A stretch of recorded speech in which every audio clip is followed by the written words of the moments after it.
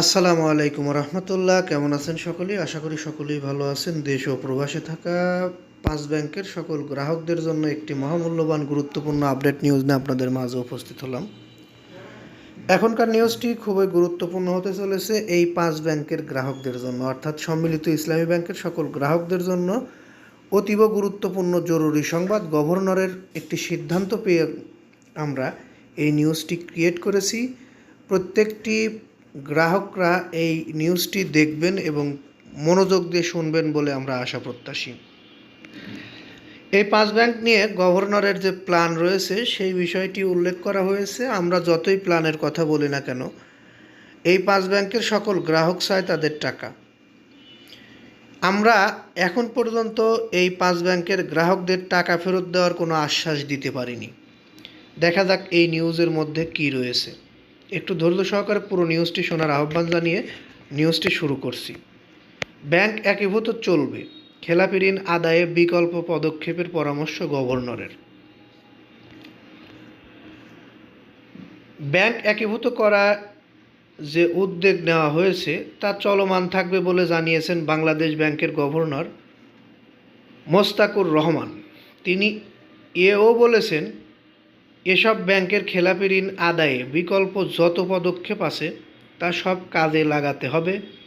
পাশাপাশি নিয়মের মধ্যে গ্রাহকদের বন্ধ কলকারখানা চালুর উদ্যোগ নিতে হবে।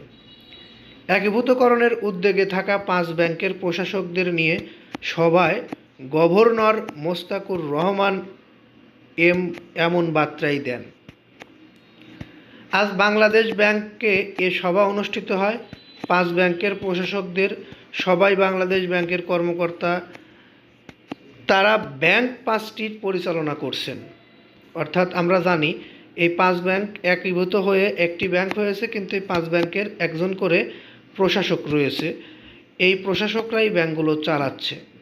আমরা জানি গভর্নর নিয়োগ পাওয়ার পরে এই প্রথম 5 ব্যাংক নিয়ে কোনো কথা বলল।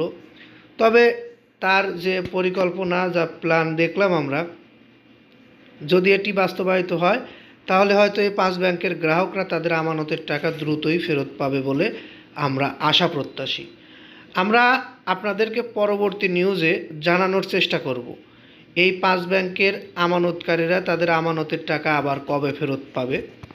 সেই নিউজগুলো পেতে অবশ্যই আমাদের এই চ্যানেলটি সাবস্ক্রাইব করে বেল বাটন অন করে রাখতে হবে। আমরা প্রশ্ন করে যদি উত্তর পাই তাহলেই আপনাদেরকে সেই উত্তর জানাতে পারবো। এই বিষয়টি নিশ্চিত থাকতে পারেন, আমাদের এই চ্যানেলের মাধ্যমে কোনো 2 নাম্বারই বা কোনো মিথ্যা নিউজ প্রকাশ করা হয় না। যেটি সত্য সেটিই প্রকাশ করা হয়। এতে যদি বাংলাদেশ ব্যাংকের কোনো বিরুদ্ধে যায় সেটাও প্রকাশ করা হয়, যদি গ্রাহকদের বিরুদ্ধে যায় সেটাও প্রকাশ করা হয়। আমরা নিউজ কন্টেন্ট ক্রিয়েটার, যেটা সত্য সেটা প্রকাশ করি। আমরা কারো পক্ষে না, কারো বিপক্ষে না। তবে বাংলাদেশ ব্যাংকের উচিত বলে আমরা মনে করি এই 5 ব্যাংকের হাজারো গ্রাহক রয়েছে যাদের এই টাকার উপরে অনেকটাই নির্ভর করে চলতে হয়, তাদের টাকাগুলো অতি দ্রুত ফেরত দেওয়া উচিত। যাই হোক, এতক্ষণ ধৈর্য সহকারে নিউজটি শোনার জন্য আন্তরিক ধন্যবাদ জানিয়ে এখান থেকে বিদায় নিচ্ছি। ভালো লাগলে পরবর্তী নিউজ পেতে ইচ্ছুক হলে চ্যানেলটি সাবস্ক্রাইব করবেন, লাইক, কমেন্ট, শেয়ার করবেন। এই বলে এখান থেকে বিদায় নিই। আসসালামু আলাইকুম।